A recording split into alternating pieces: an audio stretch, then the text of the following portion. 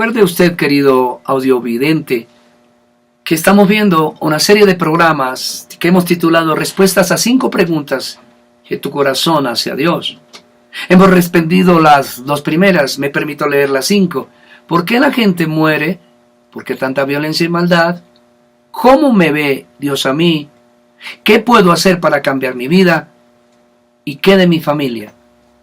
Vimos en primer lugar que el origen de la muerte, que la muerte entró, dice en Romanos 5:12, por causa de un hombre que pecó. Así que el origen de la muerte en la raza humana es el pecado mismo. Toda dolencia, toda enfermedad, toda circunstancia difícil, no solamente física, sino psicológica, espiritual, es el resultado de la maldad que reside en el corazón de todo ser humano. Y en ese primer programa vimos que la única respuesta o salida a este conflicto es correr a Cristo, porque Jesucristo es el único camino, la verdad y la vida. La segunda pregunta, ¿por qué tanta violencia y maldad? La respuesta está unida a la primera respuesta.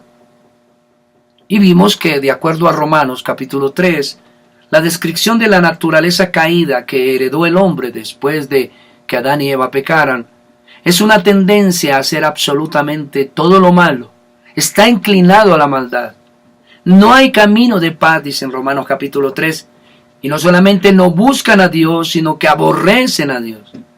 Y es de ese corazón donde provienen todas las obras malas, la violencia, el robo, el asalto, el atraco, las guerras, la codicia, el engaño, la mentira, el latrocinio del derecho, tiene como origen el corazón humano.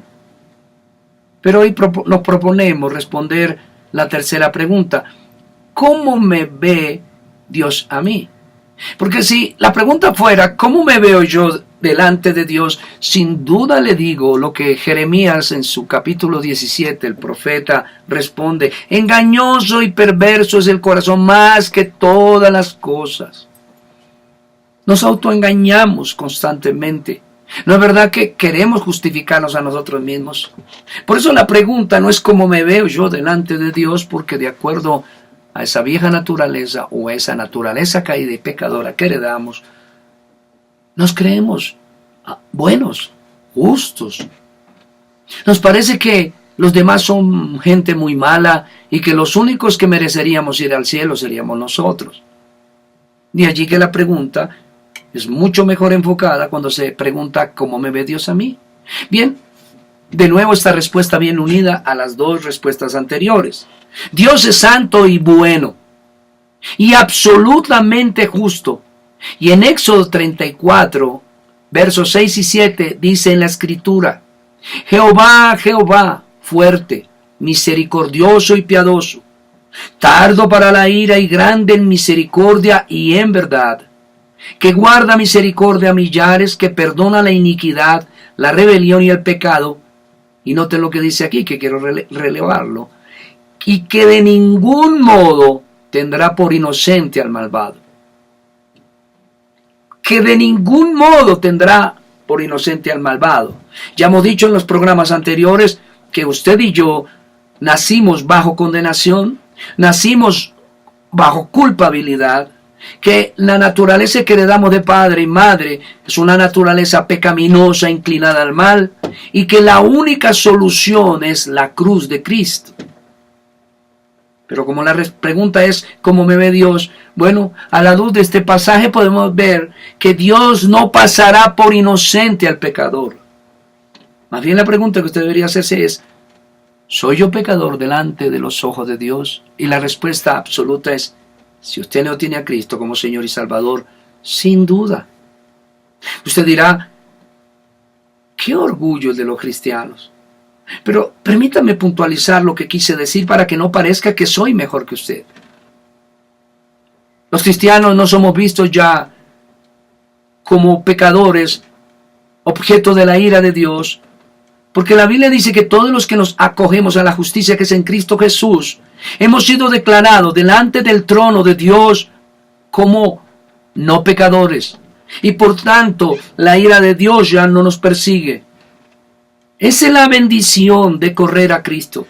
Pero todo aquel que no ha acogido a Cristo como su Señor y Salvador es objeto de la ira de Dios. No solamente manifiesta en este mundo y en este tiempo, a través de guerras, pestes, enfermedades, adversidad económica y cualquier tipo de cataclismo natural, sino que es objeto, y a no ser que se arrepienta antes de morir, es objeto de la ira venidera. Es decir, que cuando regrese Cristo, le dirá: apartaos de mí, hacedor de maldad, nunca os conocí, y los mandará al infierno.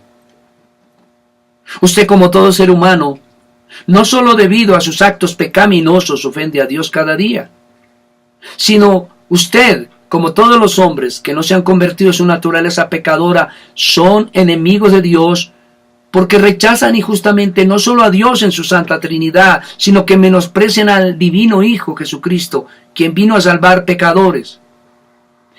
Quien venga a Él con fe y arrepentimiento, sin duda recibirá perdón. Permítame leerle lo que dice en Hebreos capítulo 10 y verso 29. ¿Cuánto mayor castigo pensáis que merecerá el que pisoteare al Hijo de Dios y tuviere por inmunda la sangre del pacto en la cual fue santificado e hiciere afrenta al Espíritu de gracia? Dice por allí en Isaías 58 y versículo 3 que el impío, o sea, todo ser humano, peca desde la matriz y desde que nace miente. Impresionante. Noten que cuando dice que el impío peca desde la matriz, allí está desde el mismo momento de la concepción ofendiendo a Dios, porque lo que ofende a Dios no solamente son los actos pecaminosos. Lo que ofende a Dios no solamente es las acciones malvadas que todo ser humano hace. Lo que ofende a Dios también y principalmente es la naturaleza malvada que poseen. Y Él vino a condenarla. Él no transige, Él es absolutamente intransigente con el pecado. ¿Sabe una cosa? Dios no hace indultos. Algunos piensan que cuando una persona es perdonada por Dios, sencillamente es que Dios ha determinado dejar así el pecado, olvidémonos del asunto y venga aquí al cielo. Pero eso no es la verdad. La verdad bíblica es que si alguien recibe el perdón de Dios por causa de su maldad y su vieja naturaleza y sus acciones pecaminosas, es porque esos hechos y esa naturaleza malvada que ofende a Dios ha sido castigada en la persona de Jesucristo. En Isaías capítulo 53 dice la Escritura que Dios se deleitó, que Dios se complació en castigar a su Hijo en la cruz. La razón no es porque fuera un padre malo, la razón no es porque Él se complazca del dolor de un ser humano, aunque en este caso era 100% hombre y 100% Dios, como lo es Jesucristo, sino sencillamente se complació porque en la cruz fue satisfecha su justicia, fue satisfecha su ira, pero además en un mismo acto, como fue el de llevar a la muerte a su Hijo, pudo perdonar los pecados de todos los que invocan el nombre de Jesús.